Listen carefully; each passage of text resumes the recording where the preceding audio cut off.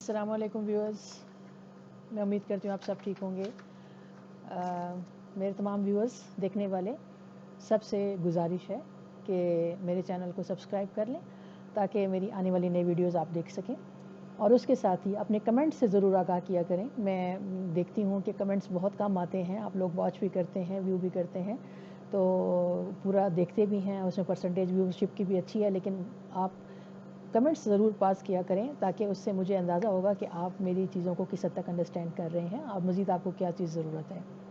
Western political thought की series हमने शुरू की हुई है, उसमें अफलातून के लेक्चर्स मैंने 2 में अफलातून के टॉपिक्स की जिस्ट जो है उसका जो क्रक्स है मैं उसका आप साथ बता चुकी हूँ, आपसे डिस्कस कर चुकी हूँ कि आपने किस तरह से उसको अटेम्प्ट करना है सीएसएस के एग्ज़ाम में। आज का जो हमारा लेक्चर है वो एरिस्टोटल के बारे में है। एरिस्टोटल जिसका पीरियड हमें 384 से 322 BC मिलता है। आपको पता है बिफोर क्राइस्ट पीरियड जो है वो बैकवर्ड चलता है। अरस्तु जो है वो यूनान की शहरी रियासतों में मौजूद जो ग्रेट फिलोसोफर्स का एक ट्राइका था, ट्रायंगल था। ट्रायंगल से मुराद है सॉक्रेट, अफलातून, प्लेटो एंड देन अरिस्टोटल। ये तीसरी ट्रायंगल का लास्ट कोना है अरस्तु, जो कि हमें नज़र आता है एथेंस के अंदर। अब एथेंस जो है एक ऐसी सिटी स्टेट थी जिसके जमहूरी जो ख्यालात थे, जिसके जमहूरी ख्यालात सुकरात को पसंद नहीं थे, जिसकी वजह से सुकरात ने उस पर एतराज़ किया और सुकरात को जहर का प्याला, डेथ सेंटेंस देखनी पड़ी। मगर हम ये देखते हैं कि अरस्तु की जो कॉन्स्टिट्यूशनलिज्म है और अरस्तु का जो रूल ऑफ लॉ है वो एथेंस की जमहूरियत के, एथेंस की थॉट्स के ज़्यादा करीब है। अगरचे अरस्तु का ताल्लुक एथेंस से नहीं था। अरस्तु जो था वो मैसेडोनिया की एक बॉर्डर स्टेट स्टेग्रा में पैदा हुआ था। उसके वालिद एक फिजिशियन थे जिनका ताल्लुक मैसेडोनियन कोर्ट से भी था, उनकी अदालत यानी रॉयल स्टेट तक उनका ताल्लुक था। अरस्तु के वालिद के पेशे ने जिसका ताल्लुक मेडिकल से था, उसको अरस्तु को जो है वो मेडिकल की जानिब जो है मेडिकल की तालीम की जानिब राग़िब किया। मगर उसके साथ ही जो इम्पोर्टेंट बात थी वो ये थी कि अरस्तु के अंदर एक साइंटिफिकली स्टडी करने का जो मेथड है उसने उसको ऑप्ट किया और उसने उसको प्रोमोट किया अपनी तमाम फ़िलासफ़ी के अंदर। अरस्तु हमें एथेंस में उस वक्त दाखिल होता हुआ नज़र आता है जब जमहूरी ख्यालात को परवान चढ़ाना निस्बतन आसान था। अफलातून के दौर की निस्बत एथेंस की जो सिटी स्टेट थी, जब अरस्तु उसमें दाखिल होता हुआ नज़र आता है तो एथेंस उस वक़्त स्पार्टा जो एक और सिटी स्टेट थी उसको शिकस्त देकर, पेलोपोनेशियन वार के अंदर शिकस्त देकर अपनी ताकत बहाल कर रही थी और खुशहाली की जानिब गामज़न थी। स्पार्टा की जो स्टेट थी उसमें जो मिलिट्री एक्टिविटीज़ हुआ करती थी और जिनका इंक्लाइनेशन ज़्यादा वॉर की तरफ हुआ करता था, उसको अफलातून ने तो मुतासिर किया हुआ था, लेकिन अरस्तु स्पार्टा से मुतासिर नहीं था। अरिस्टोटल जो था, जो अरस्तु है, अफलातून की अकेडमी में 20 साल तक रहे। पहले तालिब इल्म की हैसियत से उस अकेडमी में पढ़ते रहे और बाद में अफलातून के असिस्टेंट के तौर पर वहाँ पर काम करते रहे। अरस्तु ने एथेंस की अफलातून की एकेडमी को 37 ईयर्स ओल्ड की जो उम्र थी उनकी, उस वक्त उन्होंने उसको छोड़ा, मगर तालीम का सिलसिला जारी रखा। 40 साल की उम्र में अरिस्टोटल ने अटार्नियस जो एक रूलर था उसकी भांजी से शादी की और कुछ ही अरसे बाद अरस्तु को जो है किंग फिलिप, जो मैसेडोनिया के जो किंग फिलिप थे, उन्होंने अपनी अदालत में तलब कर लिया ताकि अलेक्जेंडर द ग्रेट की तालीम को जारी रखा जा सके और उसको तालीम दी जा सके। सिकंदर आज़म को तालीम देने के लिए अरस्तु को हायर किया गया। अब सिकंदर आज़म और अरस्तु का वो दौर शुरू हुआ, वो दोस्ती या वो टाइम शुरू हुआ जो एक खासी लंबे अरसे तक चलने वाला था। फिर एथेंस में वापस हमें नज़र आता है, अरिस्टोटल आते हुए नज़र आते हैं, एथेंस में वापस आते हैं और एथेंस में ये जब दाखिल होते हैं तो ये वो दौर है जब एथेंस की सिटी स्टेट मैसेडोनिया की प्रोटेक्टोरेट स्टेट बन चुकी थी। अब प्रोटेक्टोरेट क्या होता है? पॉलिटिकल साइंस की टर्म में हम इसे प्रोटेक्टोरेट स्टेट वो होती है कि जब कहीं पे वॉर हुई है और वॉर के नतीजे में जाहिर सी बात है कोई एक पार्टी विन करती है। जो पार्टी विन करती है वो जो हारने वाली पार्टीज़ होती हैं, जो स्टेट्स होती हैं, उनको अपना प्रोटेक्टोरेट बना लेती हैं, यानी उनकी अपना इख्तियार या अपनी सॉवरेनिटी ख़त्म हो जाती है और जो जीतने वाली रियासत होती है उसको वो उसके तमाम मैटर्स जो हैं वो लुक आफ्टर करती है जो जीतने वाली रियासत होती है। इसलिए इसको प्रोटेक्टोरेट का मतलब है वो जीतने वाली रियासत की प्रोटेक्शन में चली जाती है, उसका अपनी पावर ख़त्म हो जाती है, वो पावर यूज़ कर रही है। तो this is called protectorate state in political science term. तो जब अरस्तु सेकंड टाइम एथेंस में दाखिल हुआ, उसका ख्याल ये था कि वो अपनी एक एकेडमी बनाए, जिस तरह से उसने अफलातून ने एकेडमी बनाई थी, लिहाजा उसने अपना एक स्कूल बनाया वहाँ पर एथेंस के अंदर, जिसका नाम उसने लाइसियम रखा। اب ایتھنس کے اندر جب اسٹیٹ میسیڈونیا کی پروٹیکٹوریٹ بن چکی تھی، اب ایتھنس میں ارسطو کا آ جانا، واپس آ جانا، لوگ اس کو شک کی نظر سے دیکھ رہے تھے، کیونکہ ارسطو کا تعلق میسیڈونین کورٹ سے تھا، سکندر اعظم سے تھا، لہٰذا وہ اس کو شک کی نظر سے دیکھتے تھے. مگر اس کے ساتھ ساتھ ارسطو کی جو اپنی مقبولیت تھی ایز اے ٹیچر وہ بڑھتی چلی گئی. پھر کیا ہوا کہ 323 BC میں بیفور کرائسٹ میں سکندر اعظم کی موت کی خبر پھیلی، اور جس نے سکندر اعظم کی جتنی بھی سلطنت تھی اس کے اندر بہت گہرے اثرات مرتب کرنے شروع کر دیے. یونان میں بھی اس طرح سے کافی تباہی پھیلنی شروع ہو گئی، فسادات ہونے شروع ہو گئے، اور ارسطو کے لیے مشکل ہو گیا کہ وہ وہاں پر اپنے آپ کو مزید سٹے کرا سکے. اور اس نے یہی سمجھا کہ سوکریٹ کے برعکس، کہ سقراط کے برعکس، کیسے سقراط نے تو یہی پریفر کیا تھا کہ وہ ڈیتھ سینٹینس لے لے، اور اس نے ایتھنس کو نہیں چھوڑا تھا، لیکن ارسطو کے مطابق یہ دانش مندی نہیں تھی، اس لیے اس نے ایتھنس کو اس حالات میں چھوڑ دیا جب اس وقت لوگ اس کو شک کی نظر سے زیادہ دیکھنے لگے سکندر اعظم کی ڈیتھ کے بعد. اب ہم آ جاتے ہیں ارسطوٹل کی جو فلاسفی تھی، اس کے اندر اس کا سب سے پہلا پوائنٹ آتا ہے وہ یہ ہے کہ سائنٹیفک میتھڈ.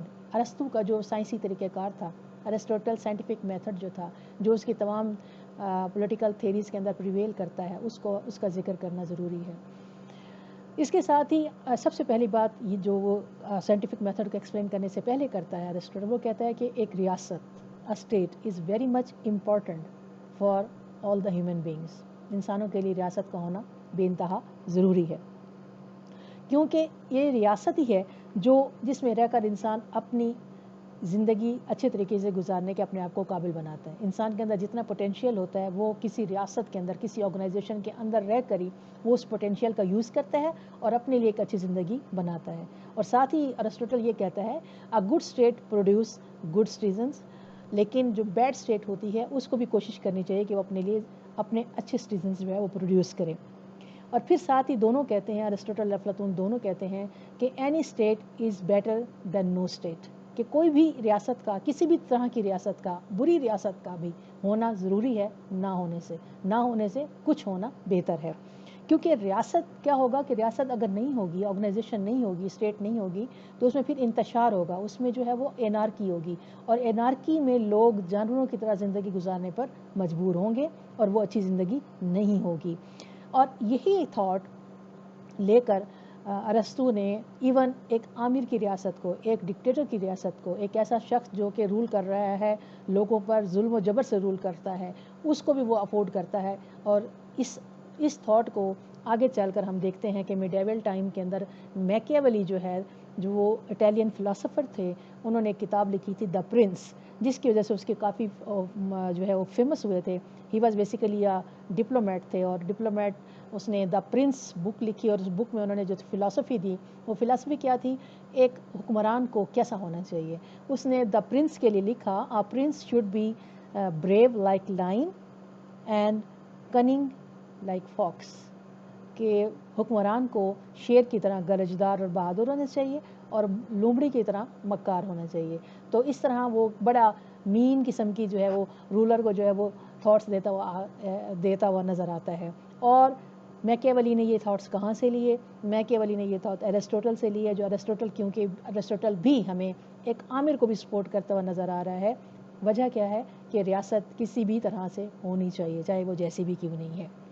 اب اس کے ساتھ ہی وہ آگے چل کے کہتا ہے کہ ان سوشل سائنسز اور in natural sciences whenever a student starts examining an item an assignment, کوئی بھی ٹاپک ہے، اگر اس کو اسٹڈی کر رہا ہے، اس کو ایگزامن کر رہا ہے، تو اپنے ایگزامینیشن میں، اپنے اس انالیسس کے اندر جو ہے، اپنے ایگزام کے اندر، اپنے اس معائنے کے اندر جو ہے وہ ہسٹری کو ایکسکلوڈ نہ کرے. ہسٹری ایکسکلوڈ نہ کرے، کیونکہ history is a main process جس سے اس کو چیزیں اخذ کرنے میں آسانی ہوگی. ہسٹری کو امپورٹنس دینے سے ارسطوٹل نے روایات اور رواجات کو امپورٹنس دی ہے، ٹریڈیشنز اینڈ کسٹمز کو امپورٹنس دی ہے.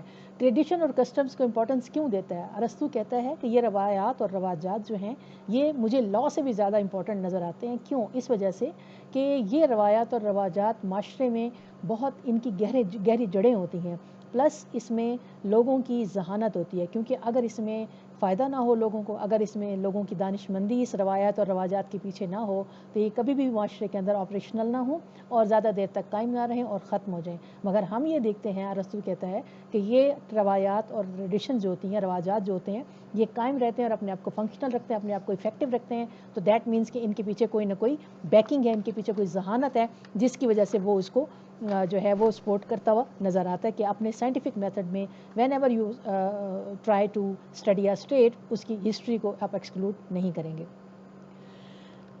فلاسفی آف اسٹیٹ کیا ہے؟ وہ کہتا ہے کہ ریاست کا مقصد کیا ہوتا ہے۔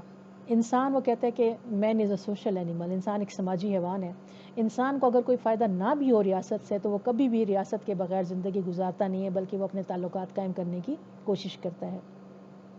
ساتھ ہی وہ یہ کہتا ہے ارسطوٹل کی زندگی میں میٹیریلسٹک جو تھنگز ہوتی ہیں، میٹیریل چیزیں جو ہوتی ہیں وہ بھی امپورٹنٹ ہوتی ہیں، مگر سب سے زیادہ روحانی چیزیں جو ہوتی ہیں وہ اس کے فائدے زیادہ ہوتے ہیں، کیونکہ ہر انسان اچھائی کی تلاش کرتا ہے اور اچھائی کی تلاش آپ کو کسی بھی ریاست کے اندر تو مل سکتی ہے، ریاست کے باہر نہیں مل سکتی، کیونکہ ارسطو یہ کہتا ہے کہ انسان وہ واحد مخلوق ہے جس کو اللہ تعالیٰ نے عقل اور ذہانت عطا کی ہے، ذی فہم بنایا ہے اور قوت گویا عطا کی ہے، کمیونیکیشن کا اس کو ایک صلاحیت عطا کی ہے۔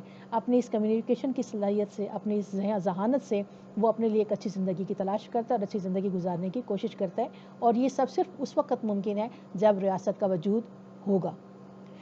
اگرچہ ریاست جو ہے وہ کہتا ہے کہ ریاست کو وہ پولیس کا نام دیتا ہے، ریاست اپنے فائدے کے لیے جو ہے انسان بناتا ہے، مگر یہ ایک فطری ادارہ ہے۔ وہ کہتا ہے کہ یہ ابتدائی ادارہ ہے انسان کے، یوں سمجھ لیں کہ انسان کے آنے سے بھی پہلے کا ادارہ، وہ یہ سمجھ کہتا ہے کہ جی یہ خاندان سے بھی پہلے کا ادارہ ہے، یہ معاشرے سے بھی پہلے کا ادارہ ہے۔ ریاست جو ہے وہ ایک فطری ادارہ ہے، ایک ریاست ایک نیچرل انسٹیٹیوشن ہے۔ نیچرل انسٹیٹیوشن کی مثال وہ اس طرح سے دیتا ہے جیسے ایک بیج ہے اور ایک پھول ہے۔ وہ یہ کہتا ہے کہ بیج جو ہے، آپ اس بیج کو دیکھ کر آپ پھول کے بارے میں نہیں بتا سکتے، بیج کو دکھا کر پھول کے بارے میں نہیں، بیج جو ہے پھول کی نمائندگی نہیں کرتا، مگر اگرچہ یہی بیج ہوتا ہے جو پھول کو لانے کا باعث بنتا ہے، لیکن یہ بیج جو ہے وہ پھول کی پراپر نمائندگی نہیں کرتا۔ اس طرح سے انسان جو ہے وہ زیادہ طور پر جو ہے وہ ریاست کے اندر رہ کر، کیونکہ ریاست ایک فطری ادارہ ہے جو انسان کے لیے ہی بنا ہے، تو انسان اس میں زیادہ رہ کر بہتر طریقے سے اپنے پرفارم کر سکتا ہے اور اپنے پوٹینشیل، اپنی زندگی بہتر بنا سکتا ہے۔ اب وہ کہتے ہیں کہ ریاست کی مختلف شکلیں ہو سکتی ہیں، ریاست کی مختلف اشکال ہوتی ہیں، ویریس فارمز آف اسٹیٹ کا آپ کو تھیوری نظر آئے گی وہاں پر۔ ارسطو کہتے ہیں کہ مثالی ریاست اس ریاست کو قرار دیتا ہے جس میں جو اپنی شہریوں کی اخلاقی تربیت کا فریضہ سر انجام دیتی ہے اور اس کے لیے وہ اپنا وقت صرف کرتی ہے۔ ریاست کی اچھائی اور انصاف اس بات سے جڑی ہے کہ وہ عوامی فلاح و بہبود کے لیے کام کرے۔ جو ریاست عوامی فلاح و بہبود کے لیے کام کرتی ہے وہ اچھی ریاست ہے، اور جو عوامی فلاح و بہبود کے لیے کام نہیں کرتی وہ بری ریاست ہے۔ اسی طرح سے وہ آئین کے بارے میں کہتا ہے، کانسٹیٹیوشن کے بارے میں کہتا ہے، وہ کہتا ہے کہ وہ آئین جو مفاد عامہ کے لیے بنے وہ اچھا آئین ہے، اور جو آئین حکمران کے فائدوں کو دیکھے، حکمرانوں کو فائدہ پہنچائے، وہ آئین برا آئین ہے۔ ساتھ ہی وہ کہتا ہے واٹ از کانسٹیٹیوشن؟ آئین کیا ہے؟ آئین ایک ایسا بنیادی قانون ہوتا ہے جس کے تحت ریاست کی حدود کے اندر موجود اداروں کو اختیارات تقسیم کیے جاتے ہیں، جن کو اختیارات اداروں کو جب دیے جاتے ہیں تو اس آئین کے اندر دیے جاتے ہیں، اور کوئی بھی آئین جو ہے، کسی بھی ریاست کا جو آئین ہوتا ہے وہ وہاں کی سٹیزنز کی کائنڈ اینڈ کوالٹی کا عکس ہوتا ہے۔ کوئی بھی آئین، کسی بھی ریاست کا آئین وہاں کی سٹیزنز کی کائنڈ اور کوالٹی کا عکس ہوتا ہے۔ ریاست کی کامیابی اس پر منحصر ہوگی کہ آئینی تقسیم برابر ہونی چاہیے، مگر ارسطو اس کو برابر نہیں کرنا چاہتا۔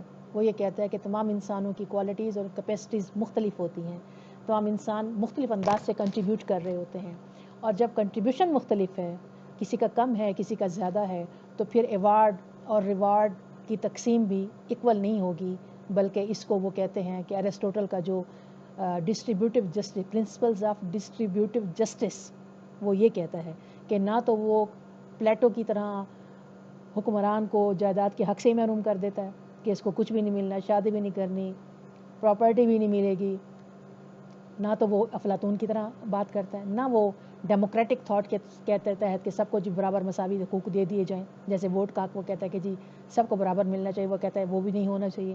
کیوں نہیں ہونا چاہیے؟ وہ کہتا ہے کہ اس کے لیے ایجوکیشن، اس کے لیے پراپرٹی، اس کے لیے کلاس، اس کے لیے فیملی کا جو ایک ڈسٹنکشن ہے وہ رکھنی چاہیے. کیونکہ جب آپ کی پراپرٹی ہوتی ہے تو آپ زیادہ اپنی اس پراپرٹی کی حفاظت کے لیے اچھے فیصلے کرتے ہیں. آپ نے اگر آپ ایجوکیٹڈ ہوں گے تو آپ اپنے ووٹ کا استعمال صحیح طور پر کر سکتے ہیں. لہٰذا اگر آپ سب کو ایکولی ووٹ کا استحق دے دیا جائے، جو کہ لوگ نہیں کر سکتے پراپر اس کا یوز، تو ارسطو اس کو بھی جو ہے وہ نگیٹ کرتا ہے. تو یہاں ڈسٹریبیوشن آف پاور کے حوالے سے بھی وہ یہ کہتا ہے کہ ڈسٹریبیوشن آف پاور سملر یا ایکول نہیں ہو سکتی، کیونکہ تمام انسانوں کے پوٹینشیل کم ہوتا ہے، برابر نہیں ہوتا. اس لیے پوٹینشیل جب برابر نہیں ہوتا تو ان کا کنٹریبیوشن ریاست کے اندر برابر نہیں ہوتا. جب کنٹریبیوشن برابر نہیں ہے تو پھر ایوارڈ اور ریوارڈ کا جو ڈسٹریبیوشن ہے وہ بھی جو ہے مساویانہ نہیں ہونی چاہیے. اس ریاست کی مختلف شکلوں کے ساتھ ہی وہ آگے چل کر کہتا ہے کہ حکومت کسی بھی ریاست کے اندر کتنی قسم کی ہو سکتی ہیں. اچھی ریاست بھی ہو سکتی ہیں، بری ریاستیں بھی ہو سکتی ہیں. 3 گورنمنٹس کو وہ اچھی حکومت کہتا ہے، اچھی کائنڈس کہتے ہیں. حکومتوں کی قسموں میں جب ہم آتے ہیں کائنڈز آف گورنمنٹ جو ایرسٹوٹل نے دی ہیں، 3 governments are the best form of government and 3 ان کی اپوزٹ جو ہوگی وہ بیڈ فارم آف گورنمنٹ ہوگی. اب کون see good form of government ہے؟ Number 1 مونارکی، rule by one man. Number 2 aristocracy, rule of few people who are working for the betterment of the public.